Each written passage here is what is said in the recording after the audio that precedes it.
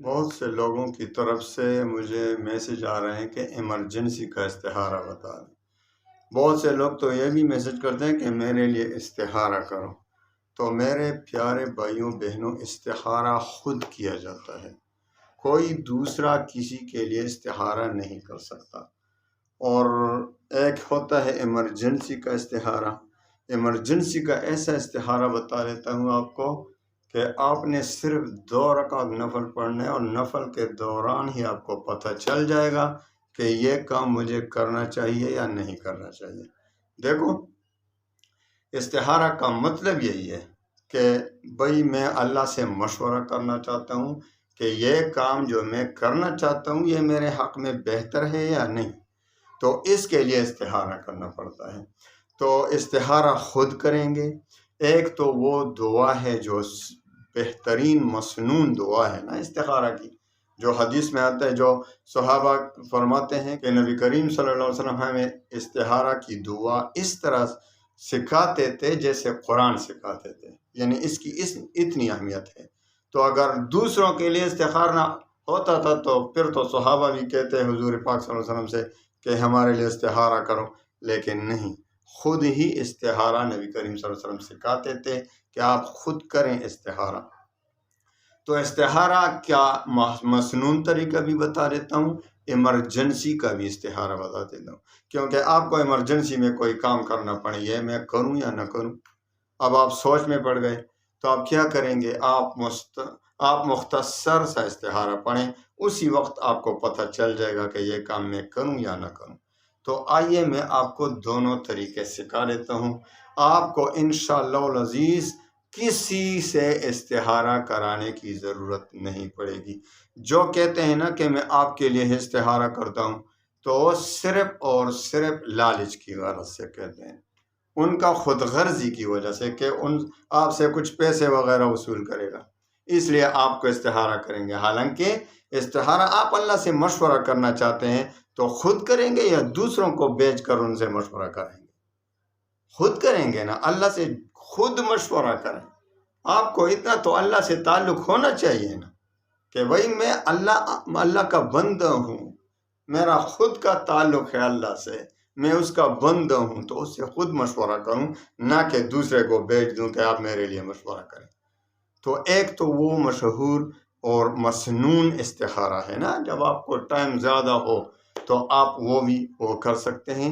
اللہم انی استخیرک بعلمک واستقدرک بقدرتک واسألک من فضلک العظیم فإنک تقدر ولا اقدر وتعلم ولا اعلم وانت علام الغیوب اللہم ان کنت تعلم ان هذا الامر خیر لی فی دینی ومعاشی فاقدره لی ویسره لی ثم بارک لی فیہ وَإِن كُنْتَ تَعْلَمُ أَنَّ هَذَا الْأَمْرَ شَرٌّ لِّي فِي دِينِي وَمَعَاشِي فَاصْرِفْهُ عَنِّي وَاصْرِفْنِي عَنْهُ وَاقْدِرْ لِيَ الْخَيْرُ حَيْثُ كَانَ ثُمَّ ارْضِنِي بِهِ۔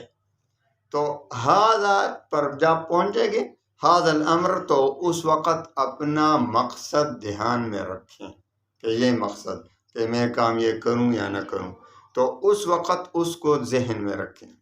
تو وہ طریقہ ہے کہ بہترین طریقہ یہ ہے کہ وہ 2 رکعت عشاء کی نماز سونے سے پہلے 2 رکعت پڑھیں استخارہ کی نیت سے، پھر یہ دعا مانگیں اور پھر سو جائیں، یعنی اللہ سے مشورہ کر کے اللہ میں آپ سے استخارہ کرتا ہوں، آپ سے مشورہ لیتا ہوں، میں یہ کام مجھے کرنا ہے تو یہ میں نہیں جانتا، علم غیب مجھے نہیں کہ آیا یہ کام میرے لیے بہتر ہے یا نہیں، اس میں خیر ہے یا شر ہے، تو آپ ہی بہتر جانتے ہیں۔ تو اگر یہ بہتر ہو تو میرے لیے قائم فرما، اگر یہ بہتر نہ ہو میری دنیا کے لیے تو مجھے اس سے دور رکھ، مجھ سے دور رکھ۔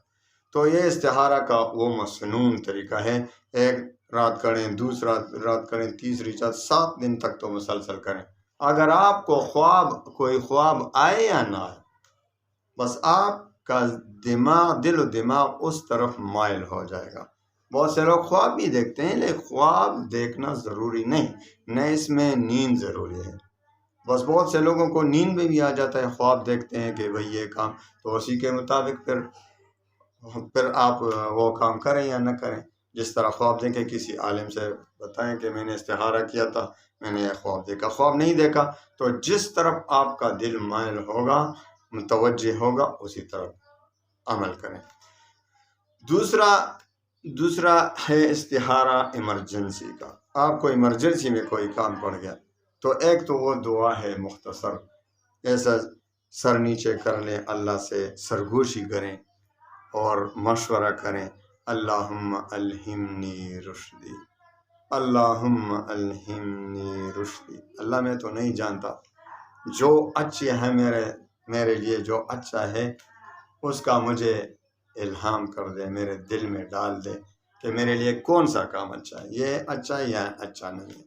تو اللہم الہمنی رشدی۔ دوسرا طریقہ بتا دیتا ہوں، وہ حدیث میں تو نہیں آیا لیکن بزرگوں سے ثابت ہے۔ یہ دونوں جو آئے ہیں یہ احادیث میں آئے ہیں۔ اب یہ تیسرا طریقہ بزرگوں سے منقول ہے، بڑے بڑے مشائخ سے، کہ اگر کوئی چیز آپ کو ایسا لگتا ہو کہ اس میں میرے لیے خیر ہوگا یا نہیں، تو آپ نے ایسا کرنا ہے کہ خوب وضو کریں، اس کے بعد 2 رکعت صلاۃ استخارہ کی نیت سے آپ نیت باندھ لیں، اور جب اس آیت پر پہنچیں گے، الحمدللہ، سورہ فاتحہ شروع کریں، الحمدللہ رب العالمین الرحمن الرحیم مالک یوم الدین ایاک نعبد و ایاک نستعین اہدنا الصراط المستقیم، اس پر پہنچیں گے، اس آیت پر، اہدنا الصراط المستقیم، کہ مجھے سیدھی راہ پر لگا دے، سیدھی راہ پر چلا دے، تو اس کو بار بار پڑھتے ہیں، نفل میں جائز ہے، بار بار پڑھتے، اہدنا الصراط المستقیم اہدنا الصراط المستقیم اہدنا الصراط المستقیم۔ اگر آپ کے لیے وہ کام جس کے لیے آپ استخارہ کر رہے ہیں، وہ کام آپ کے حق میں بہتر ہوگا تو آپ کا پورا جسم داہنے طرف مائل ہوگا، اہدنا الصراط المستقیم اہدنا الصراط، آپ نہ چاہتے ہوئے بھی خود بخود یوں ہو جائیں گے، آپ خود بخود یوں ہو جائیں گے۔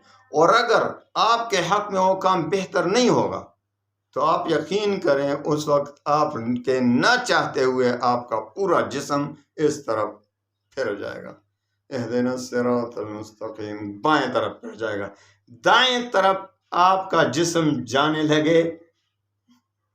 لگے تو آپ سمجھیں یہ کام آپ کے لیے بہتر ہے، بائیں طرف آپ کا جسم مائل ہو جائے، حرکت کرنے لگے، تو آپ سمجھیں یہ کام آپ کے حق میں بہتر نہیں ہے۔